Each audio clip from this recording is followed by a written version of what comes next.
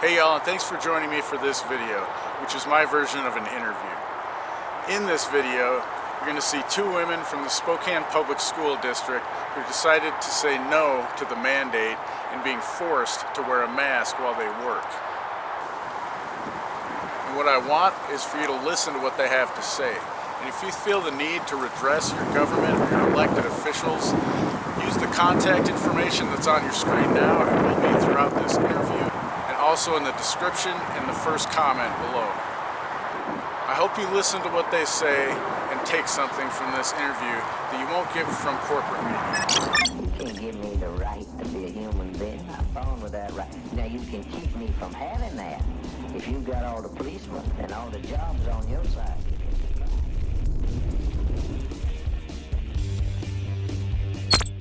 I'm Chelsea Malone. I am the Assistant Secretary at Finch. I've been there for 4 years as a secretary, and I've been a parent there for 10 years. I've had 3 kids go through Finch. I have one still at Finch in 5th grade. I love my job. I'm sad with everything that's going on, and feel like we need to stand up and be the voice for the kids. Alright, so Chelsea and Natalie, they refused to wear a mask or took their mask off. I was last Wednesday you guys did that? Tuesday. Last Tuesday. Yeah. So they were kind of the first teachers or educators that I know of, at least in the state of Washington, that have taken a stand to stand for freedom. Really, is what it's all about. Like I was talking about with them earlier, it's about choice. So I'm just going to kind of let them tell their story as they want it to be heard, and hopefully you guys enjoy this.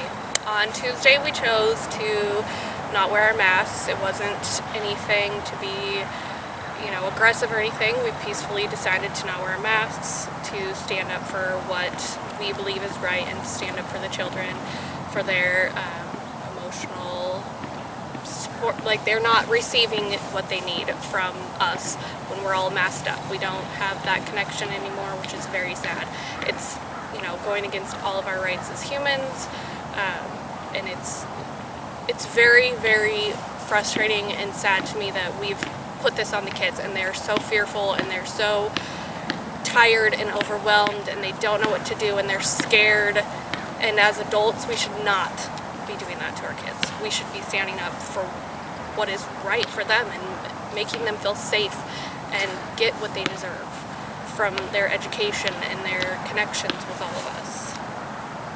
Yeah, and just adding to that, we've heard many different comments, and one of the comments is about we're not following rules, and I have to disagree with that a little bit. I am following my God-given rights, and I'm following the Constitution, and I know that I can peaceably protest, especially against an unlawful mandate. I also want to say that it's not necessarily about masks as much as it's about the unlawful mandate and our kids. And going back to what Chelsea was saying, we have just seen kids more depressed and lethargic, and we don't pick up on the little innuendos that we would normally see because we're missing 2/3 of their face. And I have to go back to, I have looked at the science, and there's nothing that can be proven that it stops viral transmission. And so what are we doing to our kids? Like, it stops droplets, so we could wear a shield. I could agree to that. But the masks are just not helping our kids socially, emotionally, and really health. I mean, those masks are gross. Mm-hmm. Very gross. There's definitely some things breeding in some of it. Yes. Right? Yeah. One of the things you mentioned earlier was nonverbal communication with the masks. I think that's really important as an emphasis on, like you said, just at least choice to wear masks. Yeah. Because I think there's a lot of kids that would choose not to, specifically based on being able to see other people's faces and their smiles. And like you were saying, so you've been a parent at the school, you also work at the school, so you've got a really kind of a deep connection to specifically this community, and that's probably really hard. So like you said, on the walk over here, 2nd graders, you haven't really kind of seen their faces like you normally would. Yeah. It's pretty sad, a 2nd grader that has been here the whole time. Yeah. You don't really know what their face looks like. Yeah, and it is weird when they finally take off their mask, and it's like, oh, that's what you look like. What which is horrible. That should not be a thing. We should not have to be that. We should have that connection. We should know what you look like. You should know what we look like, to know that we're safe. We're your safe person. And there's not that connection.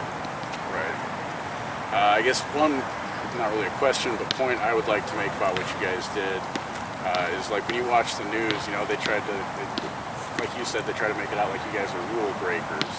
Like you guys, almost that you did something wrong. And I always like to point out that, you know, you guys didn't do anything wrong. You're just trying to do your job, and they came and stopped you from doing that. Yes. And like, I don't know, did they make any like threats about, well, if you don't leave, this is going to happen, or anything like that? Or I mean, obviously, you know what eventually will happen. So, you know, Yeah, I happened to mention public accommodation, you know, being a public building, and I was told if I did not leave, a restraining order would be placed on me. Okay, all right. So they threatened you with some legal action then, all right. Yes. Yeah, I'm curious because that's, you know, that's coercion, and like that makes it not a valid contract.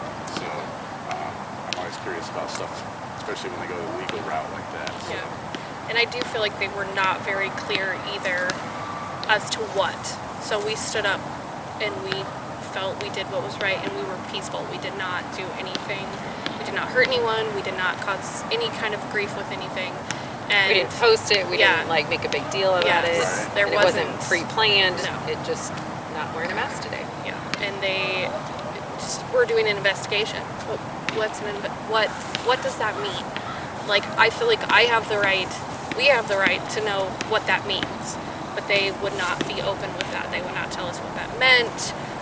If they're talking to people, what the timeline is. If we're, you know, going to be doing this for 6 months, for 2 days, something like. It's frustrating, and it's frustrating to me too with the letter that we were sent from them, just confirming that we're on leave. Is that we have to be available at any time during our normal work hours for a meeting, which is great, and I'm open to that, and that's fine. But if they're going to drag this out for 6 months, say, and in June all of a sudden they're like, okay, we're doing the meeting, and because they've just kept it, that to me just doesn't seem fair. So I would hope that they wouldn't do that. I would hope that they would want to get this done and over with, and we could go back to our job and doing what we love to do and not have to deal with that. Right, yeah, so I guess maybe that's one way they'll try to enforce this on you as individuals for doing this is the paid administrative leave. If it's just open-ended, like there's no date, then, you know, they can, like you said, if they're not defining what an investigation is, then they can just leave it open-ended where, you know, you guys are continually being investigated, so it's either you have to cave, because although right now it is paid, right? Yeah, it is. That is important because they can switch that, I would assume. Yes. Because that, to me, that's like another coercive tactic. Like, well, you just don't need to come back to work, and we're just not going to tell you when or anything. Yeah. Just You know, limbo. You guys like to, I mean, I would assume you like your jobs. Like Absolutely. your Oh God, kids. yes. Yes. Yes. Although, like you did say, you know, earlier too, the masks have really changed that for you. Yes. Made it a lot, not necessarily the masks, more Just I guess the COVID pandemic, regulations. Taking away the fun out of the job, the fact that you get to be with kids, it makes it more clinical instead. Yeah. All right. One other thing I guess I wanted to ask you, so what was kind of your line in the sand? You know, we've been doing this for a year and a half now. What was it that made you last Tuesday say, you know what, this is the day that I'm going to do it? I assume you've been thinking about it for a while. Yeah. I think we've just had enough, and it just seemed like a good enough day to do it. We're done, and somebody has to say something. Somebody has to stand up. We can't just continue complaining and saying, well, we don't like this. Without doing anything.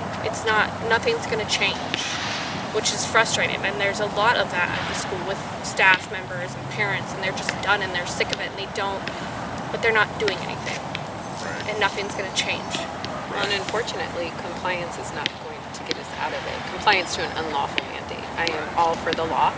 I am all for our Constitution. But when it comes down to, nobody can even show me how he has the right to do this. I've read the RCWs, I've read emergency powers, and he does not have the ability to, meaning Inslee, does not have the ability to mandate anything medically, any sort of disease. Or anything that goes against our Constitution. I mean, that's like the one thing. Like, it says a mandate cannot be put in place if it goes against the Constitution. Right. Well, and I think you mentioned on one of the other interviews you did, I think with Main Street Media, about your First Amendment right. Yes. I think Peaceably that's protest. very important. I mean, that's one of the first things it says, Congress shall make no law. So if it's not a law, it doesn't apply to us. So I think that's very key. I guess one other thing, so what can the community do to kind of support you guys at this point? I feel like just, that's hard to say without it being a thing. Well, I will say what has been offered. How about that? I have had people reach out and say, we are going to write letters for you guys so that they know that there are people supporting what you are doing. I think that is a fantastic thing to do. I know some people are like, well, send it to the school. And I'm like, that is great. I appreciate that. Probably more important is sending it to the district, in all honesty. And I appreciate those comments. Yeah, there is quite a few, more than I thought, that would rally behind us and just say, we support you. Then you have the people that are like, I don't politically agree with anything you're doing or saying, but I support you. And good job standing up for yourself. We're proud of you. Standing up for these kids and for the people that don't have the ability to do that. Yeah, for sure. And you asked why now? I've thought a lot about that question. And part of it is people are still getting sick. Everyone's masked up in schools, and I get daily emails that we have a COVID case. So the masks are not stopping, which is also science. There is no vaccine or anything that stops the spread. You can still get it, and there's no preventative measure to do. We have upped the cleaning, which I think is a great step. So continue to do extra cleaning measures, hands and tables and doorknobs. But put on a shield maybe, but the mask is not stopping. And at least with a clear shield, I can see your smile, I can see your face, and I can have that nonverbal communication back. So it sounds like more than anything, both of you just kind of realize like it's time, because we can see that it's not really helping, it's more of a detriment than it is helping. It's damaging the students, our relationships. I'll definitely say in the building, I feel like Finch has always had a very great community with parents and staff, and all. Like, it's always been awesome. And there's people that want to come to Finch that will do anything to come to Finch. Like, they've tried to rent houses in this area, buy houses in this area so they can go to Finch. And I feel like in the last year and a half, that's really kind of been broken, and there's not really that relationship as much as there was before with the community and parents, and just that strong feeling like, oh my gosh, Finch is so great. I feel so happy to be here. I feel so like they care about us and they want us to succeed, and that really, I feel like, has gone. And I feel too with, or it's been damaged. Yes, it's still there, but it's just harder. We need to be able to feed it again. Well, I guess so. One last question I'll ask you is, so there's a lot of interest of people that have, because of the distrust kind of you're talking about, they've decided to homeschool and just pull their kids out of the system. So if there is an end that you guys are on leave indefinitely, are you either, if you have interest in kind of contacting parents like that are because a lot of people are nervous, they don't know how to educate their kids, and so they're looking for, how do we do this? So there might be opportunities for you guys in that aspect. Are you guys interested in pursuing that? If with the school district they end up saying well, this is the way we're going to part ways. I've never not worked, and I'm very resourceful, so I'm definitely not going to sit at home and wallow. I love my students. I want to be at school. I've been doing this for 18 years. But I'll make a way, and I'll definitely be available. So, yeah. All right. Awesome. Is there anything else you guys want to say that wasn't talked about, or? just stop being fearful. Yes. Please. Stop being Yes. scared. That You're is- Stop being controlled. fearful and know you have God-given rights and they are protected by the Constitution. Yes, I think that's probably, okay, we'll close on that. Yeah. Yes. Yeah. Yes. Yes. It's Sunday, so I can't make a phone call that will get to anyone. It'll just go to a recording. So tomorrow, Monday, I'm going to call and I'm going to record it, and I'll post a link to a video of that phone call in as many places as I can so that people can get comfortable with the idea of calling their elected officials. What would you say if you were to make a phone call?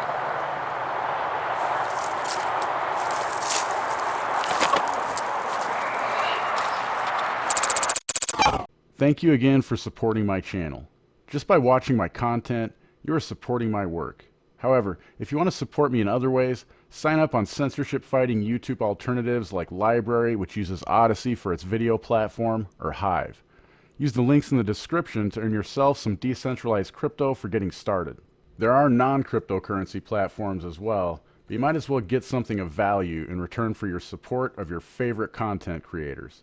Links to all of the platforms you can find Questionable Authority on are in the description. And don't forget to check out the Questionable Authority merchandise store.